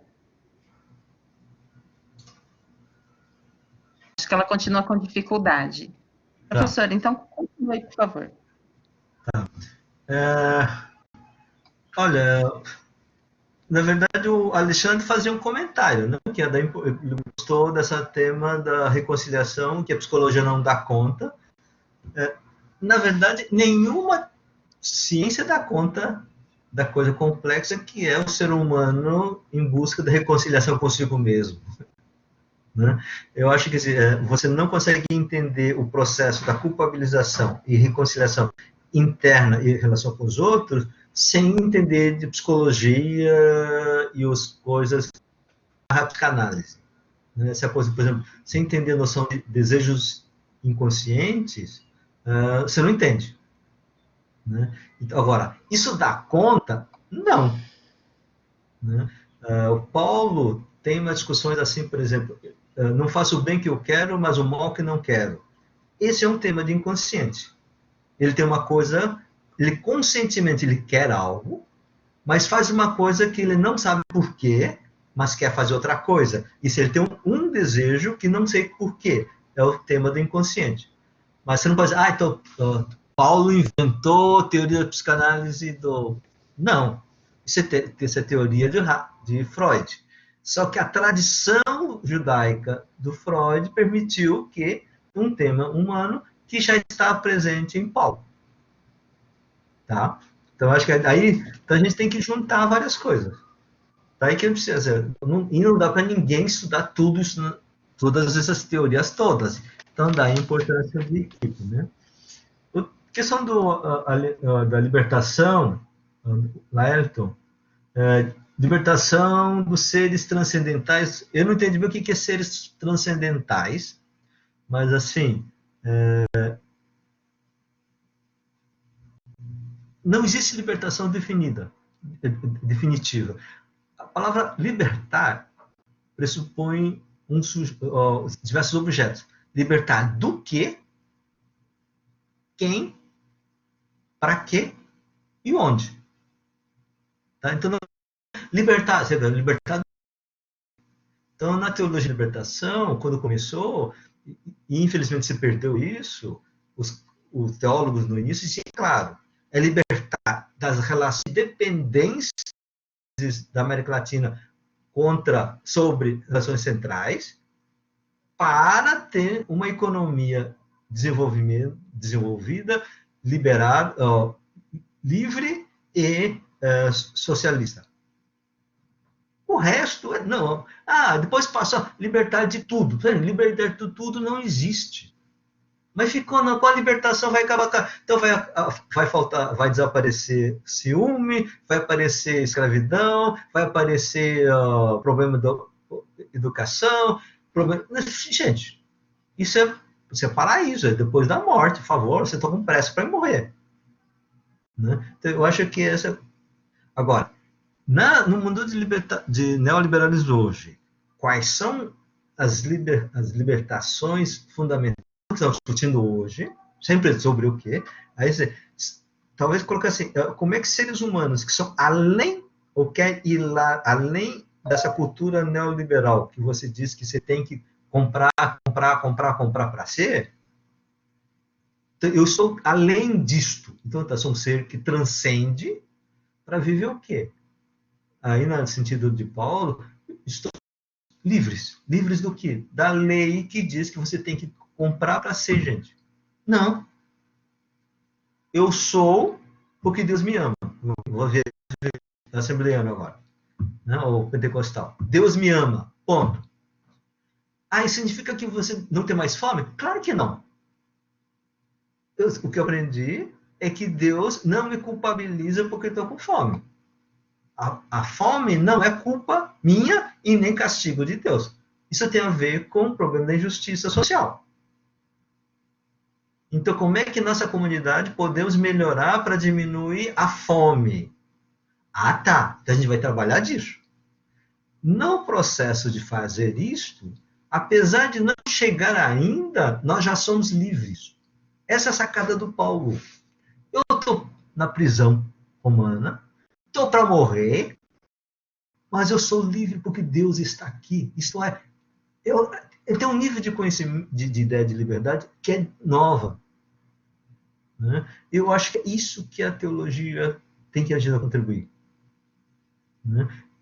E depois da morte, do reino de Deus, daí isso, como vai ser, Deus é que resolve. A gente não tem ideia de como vai ser. Como Paulo diz, ninguém jamais viu, jamais imaginou. Portanto, quem diz que sabe está mentindo. Eu sou cristão nesse sentido. Se você sabe mais do que Jesus e Paulo, não é da minha igreja.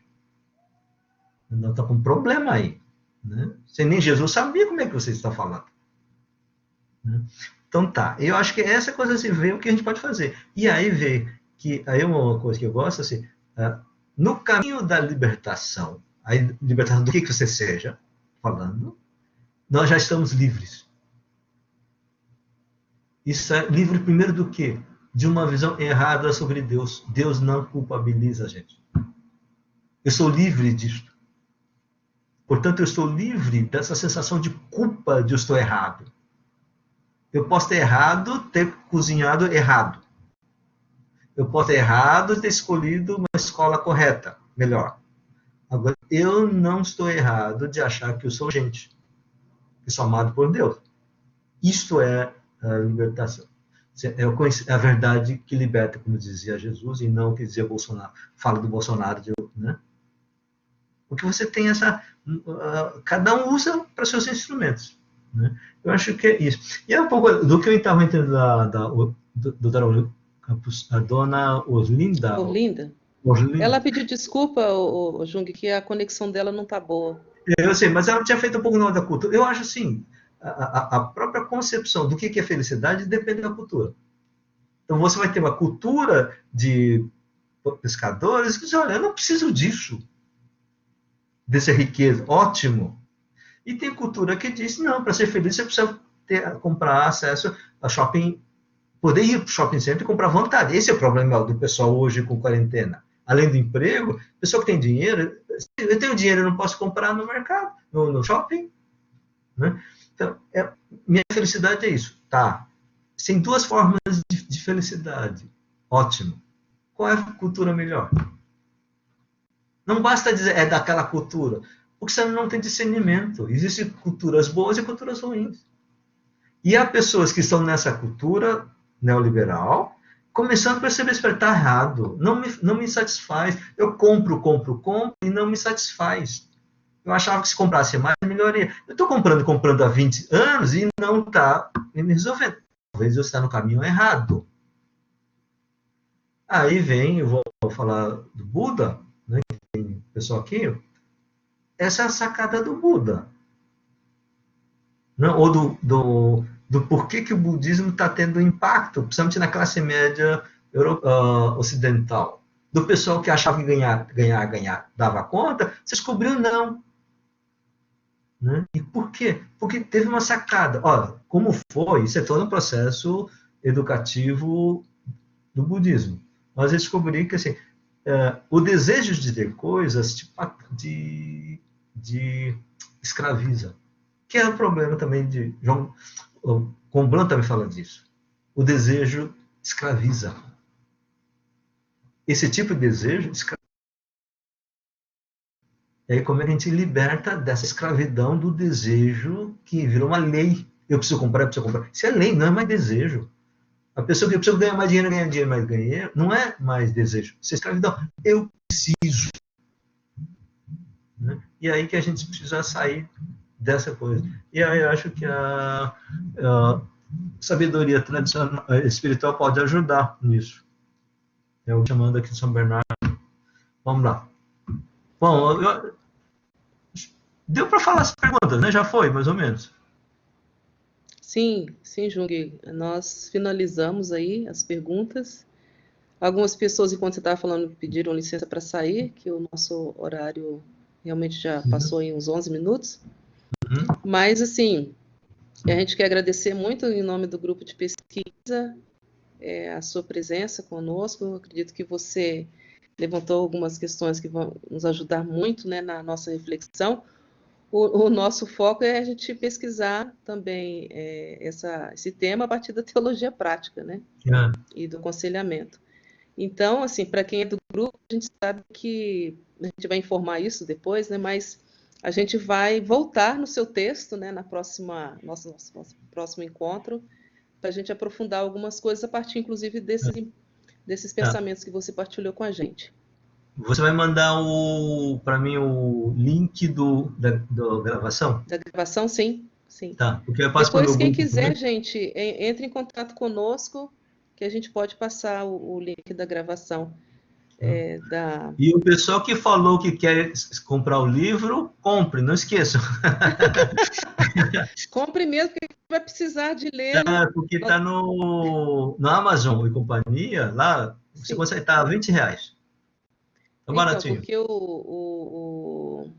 Ô, Didio, depois você passa o seu contato, aí, se você puder colocar no chat já, quem quiser colocar. É importante adquirir o livro do professor Jung, eu tenho já, mas assim, porque ele será o nosso livro-texto do próximo encontro do grupo, né? Então, se você não tem, procure ter, né? O professor já deu algumas dicas aí onde você pode encontrar. E mais uma vez a gente quer agradecer a todos e todas. Foi um debate, uma conversa muito boa aí com o professor Jung, e certamente no futuro, né, a gente vai ter outros diálogos assim com o Jung, também lá na pós e também na graduação. Gente, muito obrigada. Obrigado a vocês. Um bom final de semana para todos e todas. Muito obrigada, professor, colegas, todos e todas. Um abração para vocês. Tchau, tchau. Tchau, tchau. Obrigada, professora.